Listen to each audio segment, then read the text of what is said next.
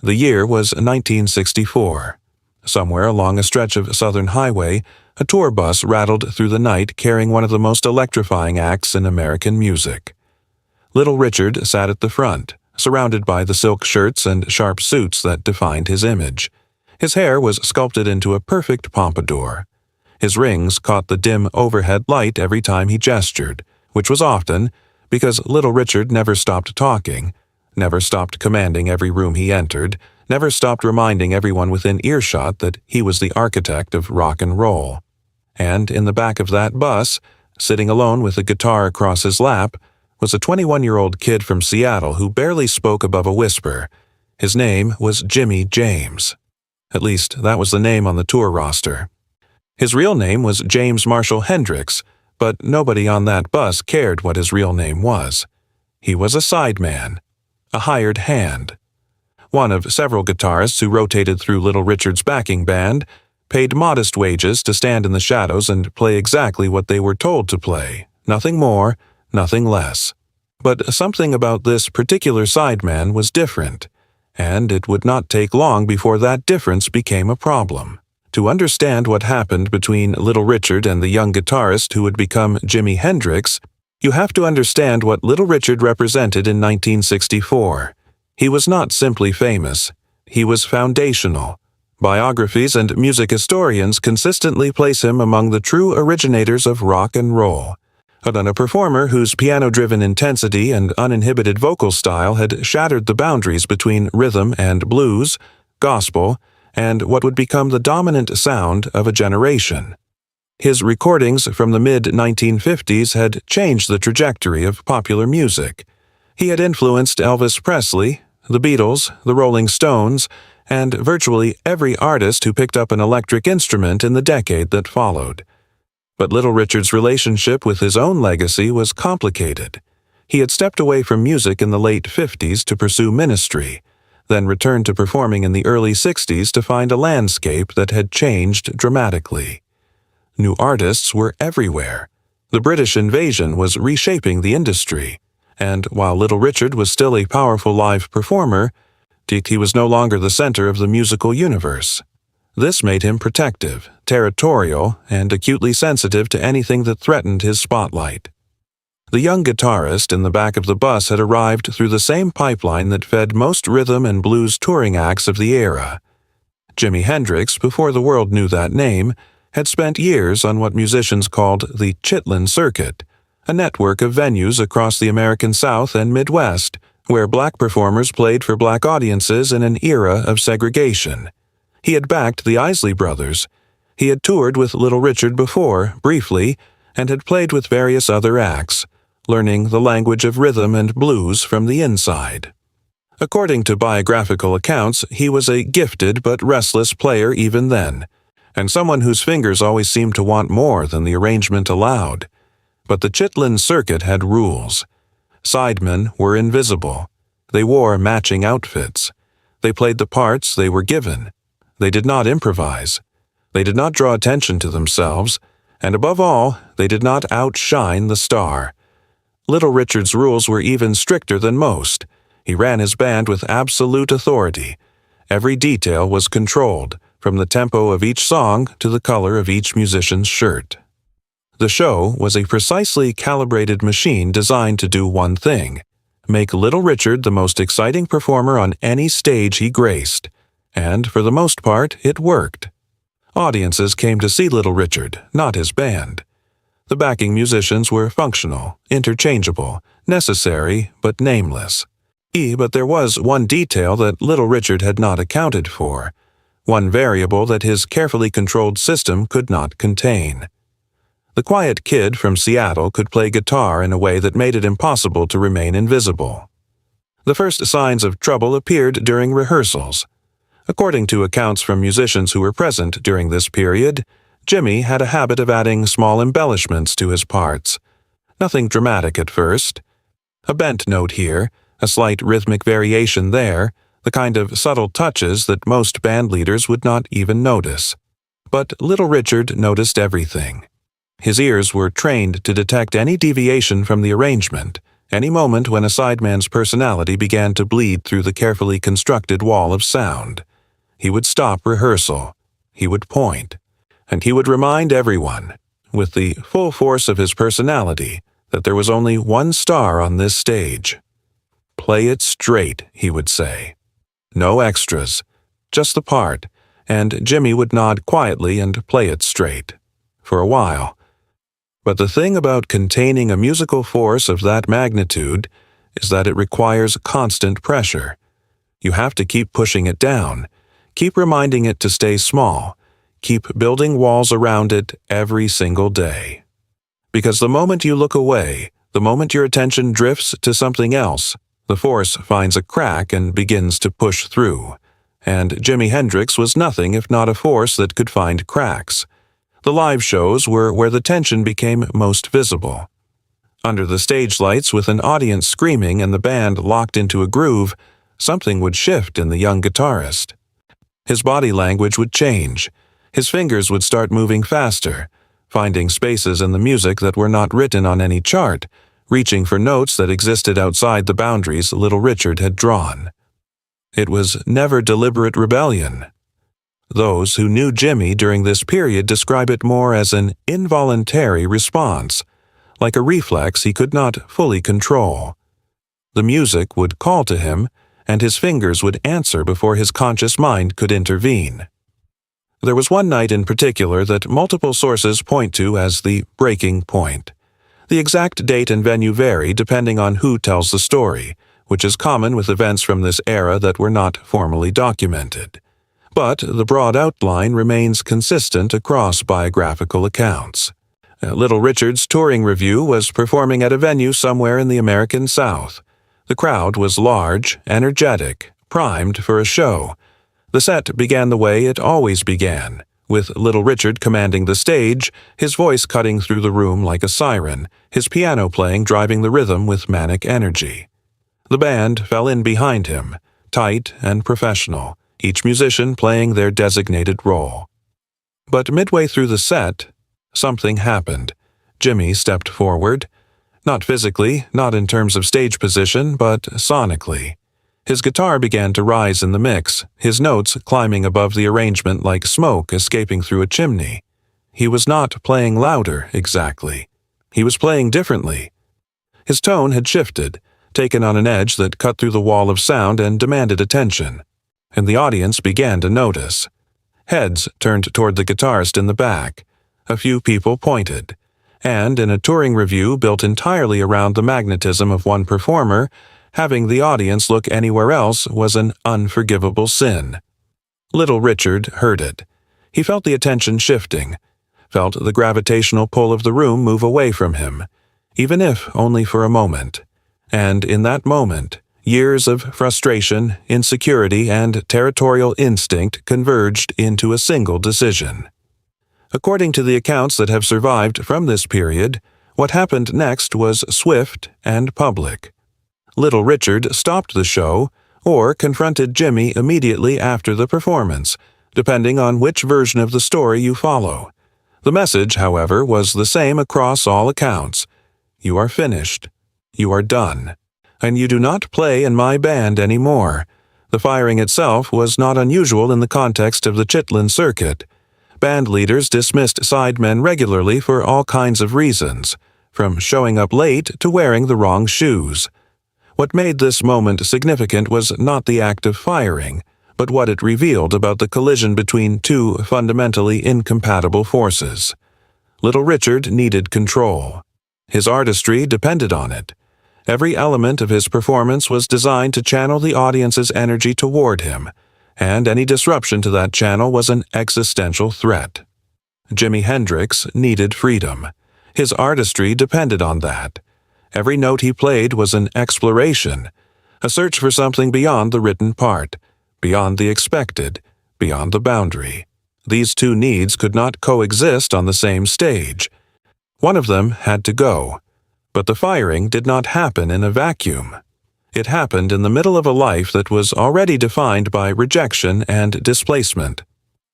Jimi Hendrix's early years, as documented in biographies and interviews with those who knew him, were marked by instability. a difficult childhood in Seattle, the early loss of his mother, a father who struggled to provide consistency.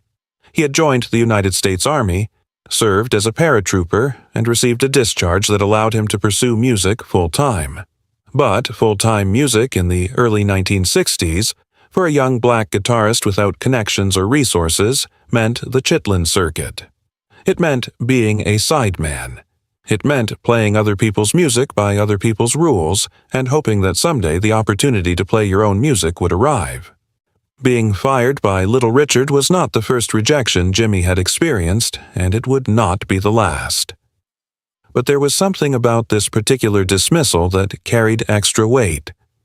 Little Richard was not just any band leader, he was one of the architects of the very music that Jimi loved most. Being told by one of your heroes that you do not belong on his stage, that your natural instincts are a liability rather than an asset, that the thing that makes you special is the thing that makes you unemployable. That kind of rejection leaves a mark that goes deeper than professional disappointment. What Jimi did after being fired tells you everything you need to know about the kind of artist he was becoming. He did not stop playing. He did not tone down his style to make himself more employable in the sideman economy. Instead, he kept searching. He moved through a series of backing gigs, each one ending in a similar pattern. He would play brilliantly, he would push the boundaries, and eventually, the band leader would decide that a guitarist who could not stay in his lane was more trouble than he was worth. He was fired or let go from multiple acts during this period, each dismissal reinforcing the same painful lesson. The music industry of the early 1960s did not have a category for what Jimi Hendrix was trying to become, but there was one detail about those years that most people overlook. While Jimi was being fired from one gig after another for playing too much, too loud, too free, he was also absorbing everything. Every bandleader who dismissed him had also taught him something. From Little Richard, he learned the power of showmanship, in the understanding that music is not just sound but spectacle, that a performer's physical presence can amplify the emotional impact of every note. From the Isley Brothers, he learned about groove, about the relationship between guitar and rhythm section, about serving the song while still finding room to express something personal. From every late-night club gig and after-hours jam session, he was building a vocabulary that no single genre could contain. The period between being fired by Little Richard and arriving in London in 1966 is one of the most important chapters in Jimi's story, precisely because it looks like nothing from the outside. There are no hit records from this era, no famous performances, no magazine covers. Just a young guitarist moving through the underground music scenes of Nashville, New York. He in various cities in between, playing in clubs where nobody was watching, developing ideas that nobody was ready to hear. He was building the foundation for everything that would come later, but he was building it in darkness, invisible to the world that would eventually worship him. In New York, specifically in the clubs of Greenwich Village and Harlem, Jimi began to find something resembling an audience for his ideas. He formed a band called Jimi James and the Blue Flames, playing a style that blended blues, rock, soul, and something else entirely, something that did not have a name yet because it had never existed before. The volume was louder. The feedback was intentional. The guitar was not just an instrument but a voice, a weapon, a paintbrush working on a canvas that extended far beyond the traditional boundaries of popular music. People who saw those early Village performances describe them in terms that suggest something almost supernatural. A quiet, shy young man who transformed completely the moment his fingers touched the strings. And then Chaz Chandler walked into one of those clubs. Chandler, the bassist for The Animals, was looking for a new project, a new artist to manage and produce. What he found on that small village stage was everything the mainstream music industry had rejected. The wildness that Little Richard could not tolerate, the volume that band leaders found threatening, the improvisational freedom that made sidemen work impossible. Chandler saw all of it not as liability, but as destiny. Within weeks, he had convinced Jimi to come to London, and within months, the world would hear what Little Richard had tried to silence. London in late 1966 was the center of the musical universe, and Jimi Hendrix arrived like a controlled explosion. The Jimi Hendrix Experience, with Noel Redding on bass and Mitch Mitchell on drums, began playing the club circuit with an intensity that left audiences physically shaken. The guitar that Little Richard had demanded stay quiet was now the loudest, most expressive instrument anyone in Britain had ever heard. The showmanship that Little Richard had reserved exclusively for himself, Jimi deployed with equal ferocity but in an entirely different register. He played behind his back. He played with his teeth. He played in ways that made the guitar seem like an extension of his nervous system rather than a separate object. The records came quickly. The debut single climbed the charts. The follow-up went even higher, and then came the album that announced Jimi Hendrix to the world as something more than a performer, as a sonic architect who was redesigning the entire landscape of popular music from the ground up. What had gotten him fired from Little Richard's band was now the very thing that made him the most talked-about musician on the planet. The irony was not lost on anyone who knew the backstory. But here is the part of the story that reveals something deeper about both men. Little Richard did not disappear from Jimi's narrative after the firing. Their paths continued to cross in the small world of professional music, and the dynamic between them evolved in ways that neither could have predicted. As Jimi's fame grew, as he became not just a successful artist but a cultural phenomenon who was fundamentally changing what the electric guitar could do, Little Richard's public statements about their relationship began to shift. In interviews from the late 1960s and beyond, Little Richard would tell the story of their time together with a tone that mixed pride with something that sounded very much like regret. He would claim credit for having recognized Jimi's talent early, for having given him a platform, for having been part of the ecosystem that produced the greatest guitarist of the century. But between the lines, in the pauses and the redirections, there was an acknowledgement that something precious had passed through his hands and he had let it go, not because it was flawed, but because it was too powerful to contain within the structure he had built. Little Richard once told an interviewer that Jimi was the best guitar player he ever heard. He said it with the confidence of someone making an objective observation, as if the statement were simply a fact that required no elaboration. But coming from the man who had fired Jimi for playing too well, the statement carried a weight that went beyond musical appreciation. It was, in its own way, an admission. The thing that made Jimi unemployable as a sideman was the same thing that made him irreplaceable as an artist. And Little Richard, for all his ego and need for control, was honest enough to acknowledge this, even if acknowledging it meant admitting his own mistake. And there is a deeper truth embedded in this story that goes beyond the specific details of who fired whom and when. It is a truth about the relationship between innovation and the systems that exist before innovation arrives. Little Richard's band was a system. It had rules, hierarchies, expectations, and boundaries. Those rules existed for good reasons. They allowed the band to function efficiently, to deliver consistent performances, to serve the artistic vision of its leader. And within that system, Jimi Hendrix was a malfunction. His instincts disrupted the flow.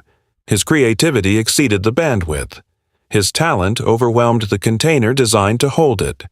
But the malfunction was not a flaw. It was a signal. It was the sound of something new trying to break through a structure that was too rigid to accommodate it. And this is the pattern that repeats throughout the history of music, of art, of human creativity itself. The new thing almost always looks like a problem before it reveals itself as a revolution. The people who fire the innovators are not villains. They are custodians of existing systems doing what custodians do, maintaining order, preserving function, protecting what works. The tragedy is not that they resist the new. The tragedy is that the new must be resisted before it can be recognized. What makes the story of Little Richard and Jimi Hendrix particularly compelling is that both men understood this eventually. Little Richard never stopped being Little Richard. He never abandoned his need for control, his love of spectacle, his absolute conviction that he was the origin point of everything that mattered in rock and roll. But he made room in his understanding for the possibility that something had grown from his foundation that exceeded his imagination. And Jimi never stopped being grateful for the education he received on the Chitlin circuit, even the painful parts.